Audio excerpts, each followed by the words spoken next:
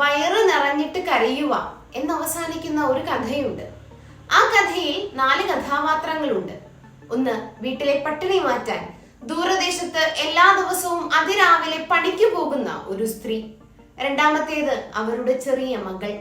മൂന്നാമത്തെ കഥാപാത്രം അയൽവക്കത്തെ ഒരു സ്ത്രീയാണ്.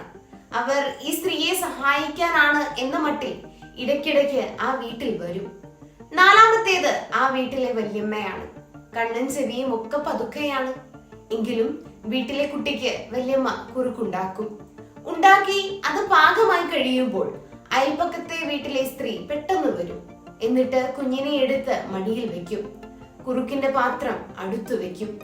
എന്നിട്ട് പറയും, വല്യമ്മ പോയി കിടന്നോളൂ, ഞാൻ ഇവളെ കുറുക്കു തീറ്റിച്ചോളാം. വല്യമ്മ സന്തോഷത്തോടെ കിടക്കാനായി പോകും. വിശന്ന് തളർന്നു കിടക്കുന്ന കുഞ്ഞിനെ മടിയിൽ കിടത്തിയിട്ട് ഈ സ്ത്രീ കുറുക്ക് മുഴുവൻ തിന്നും. അവസാനം പാത്രത്തിന്റെ അടിയിൽ കുറുക്കിന്റെ ഇത്തിരി ബാക്കിയുണ്ടാകും. അത് പഠിച്ചെടുത്തിട്ട് കൊച്ചിന്റെ ചുണ്ടത്തും കവിളത്തും മൂക്കിലുമൊക്കെ തേച്ച് വെക്കും.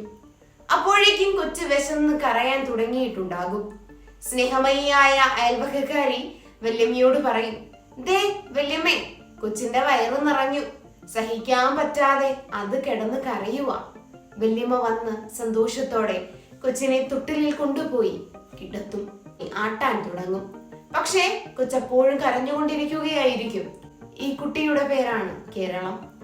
വല്യമ്മയുടെയും അയൽവക്കക്കാരിയുടെയും പേര് ഞാൻ പറയുന്നില്ല, നിങ്ങൾ തന്നെ കണ്ടുപിടിക്കും.